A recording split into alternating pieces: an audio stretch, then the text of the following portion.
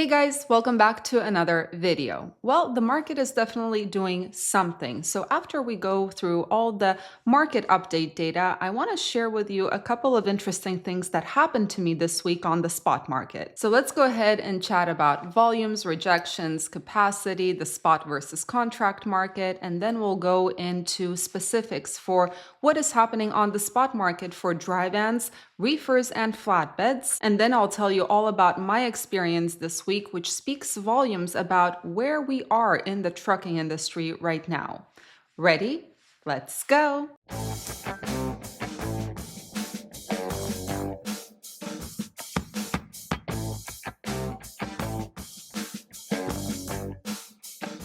All right, as always, we're going to start with the net change in carrier population, and all the charts will be attached right here. So in terms of the net change in carrier population, we lost another 110 carriers net as of last week. Now, in terms of the spot to contract rates, which tell us how much more do spot carriers earn than those contract carriers, currently contract carriers are earning on average 51 cents per mile more, and the gap is increasing between what spot and contract carriers are earning. Now, what about volumes? So as you can see, the blue line is 2025, the green is 2024, so we're comparing the two. Volumes are actually, and this is the general market, they're actually lower right now than they were in 2024, unfortunately. But this doesn't matter without understanding what is happening with rejections. And rejections, as you can see, are way higher than they were in 2024 at this same time. Currently, rejections are at 8.29% on average, which is, heading in the right direction. Now, in terms of diesel prices, and this is according to actual truck stops, you can see diesel prices, yes, they are lower than they were this time in 2024. However, they are on their way up quite significantly. And as far as I know, the futures are also up. Currently, diesel prices are on average $3.61 per gallon. Hopefully, they start going down soon. Now let's talk about the spot market, starting with dry vans. And the first table I'm going to show you is using data from FTR Intel. So rate per mile week over week on the spot market for dry vans actually increased 2 cents per mile. Rates are 3.4% higher than they were this time last year. Volumes increased week over week by almost 66%, and we're comparing the week ending on January 3rd versus the week ending on January 10th. And year over year, dry van volumes on the spot market are up 28%. So everything's green, everything is moving in the right direction. Now, in terms of where you need to go, what I do is I take Sonar's data and I figure out where the rejections and volumes are the highest to figure out where more volume hits the spot market. Those areas are Dallas, Texas, Atlanta, Georgia, Green Bay, Wisconsin, Columbus, Ohio, and Kansas City, Missouri. Now, usually what I do is I show you the capacity side using the DAT heat map, but unfortunately, they did not release a normal heat map this week, so I was forced to use Sonar, which is also great. So what we're going to look at in these areas, whether the outbound rates are increasing or decreasing, and what the truck availability looks like. So Dallas, the rates for outbound loads, so going from Dallas somewhere else, they're decreasing and there's moderate capacity. Atlanta is seeing increases in most rates outbound, but there is also moderate capacity. Green Bay, Wisconsin, and Columbus, Ohio both have increasing rates as well as limited capacity, which is what you want. You don't want that competition. In Kansas City, Missouri, by itself, the rates are decreasing, but there is limited capacity, which tells me maybe there are not as many loads from Kansas City, Missouri right now. All right, now let's do that same thing, but for reefers. So on the spot market, reefers also saw a 2-cent increase. Those rates are pretty decent right now on average for reefers. Year over year, rates are 3.5% higher. Volume increased by 29% week over week on the spot market for reefers. And year over year, volumes are 30% higher than this time last year. So better places to go. So for reefers, the top five, which have more contract volume or more volume from the general market falling to the spot market, are Fargo, North Dakota, Twin Falls, Idaho, Joplin, Missouri, Fort Worth, Texas, and Allentown, Pennsylvania. Now, the first three, Fargo, Twin Falls, and Joplin, have increasing outbound rates and limited capacity, which is the ideal mix.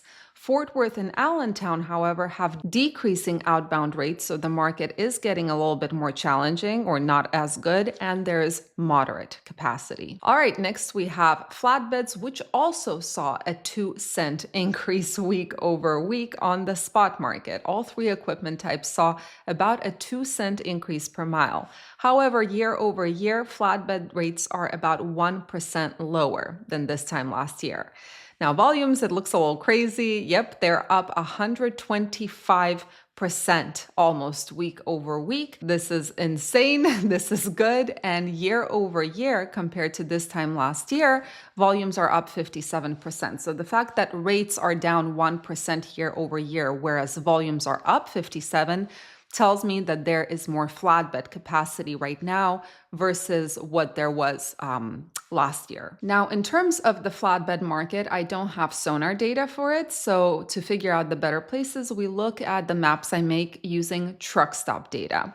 The darker an area is here, the more volume comes out, and nothing really changes. The only thing that changes is that more loads are starting to come out of the south, and especially the Midwest and East Coast. This is something that is changing. There are more areas that have over 2,000 loads on the load board.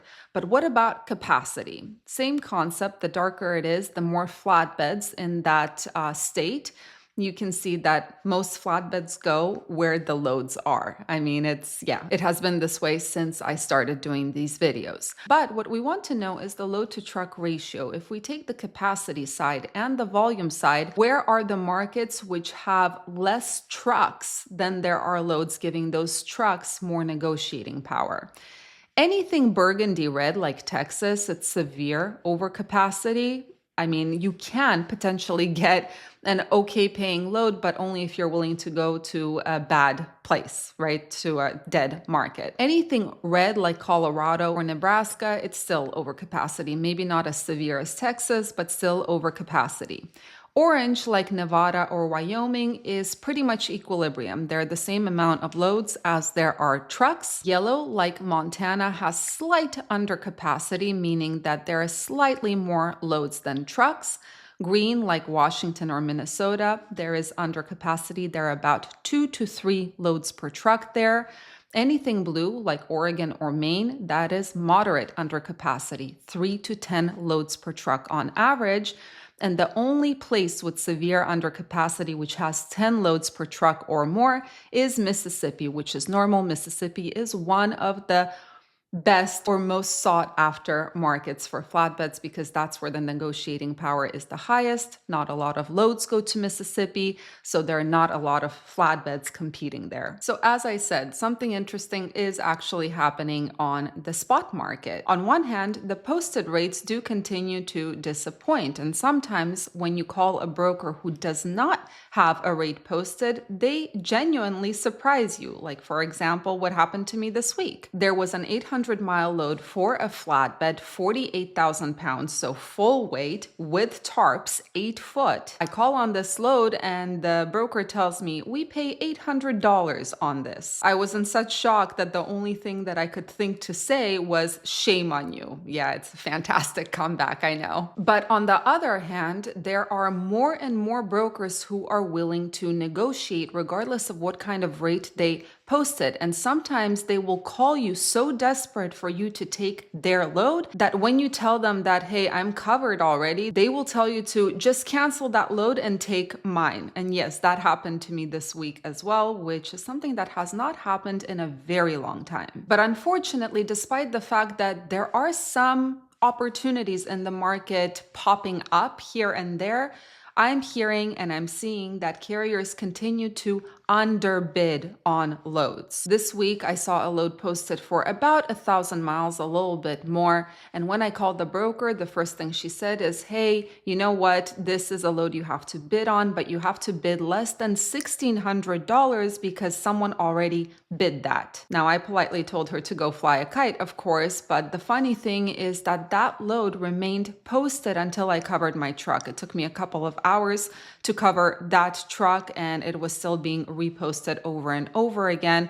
by the time I closed out my load board. But the point is, guys, please do not undervalue yourselves. That load could have easily gone for $2,500 considering where it was going. Yet some Yahoo, of course, got scared and decided that, oh no, I'm so scared, I'm just gonna book this one for $1.60 per mile. Don't do that. This is the time where you can negotiate. Most brokers are starting to realize it, and most carriers are starting to realize it as well. Don't be afraid of losing that one load because you're afraid nothing else will come out. I have been booking loads from predominantly crap markets for flatbeds this week for an average of $2.40 to $2.50 per mile with deadhead. Because again, posted rates don't matter. And if you are able to wait long enough, eventually you will see that those brokers, they don't have as many options as they did before.